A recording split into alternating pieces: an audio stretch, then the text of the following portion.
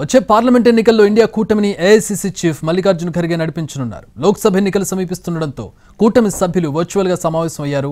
కాంగ్రెస్ అగ్రనేత Rahul Gandhi, Delhi CM Arvind Kejriwal, NCP అధ్యక్షుడు శరద్ పవార్తో కూటమి పార్టీ సభ్యులు హాజరయ్యారు. మల్లికార్జున ఖర్గే బీహార్ సీఎం నితీష్ కుమార్ చైర్పర్సన్ పదవికి పోటీ పడ్డారు. అయితే కూటమి అధినేతగా కాంగ్రెస్ పార్టీకి చెందిన వ్యక్తులే ఉండాలని నితీష్ సూచించినట్టు తెలుస్తోంది. సీనియర్ నేత మల్లికార్జున ఖర్గేకు సారథ్య పగ్గాలు అప్పగించాలని ఆయన ప్రతిపాదించినట్టు సమాచారం.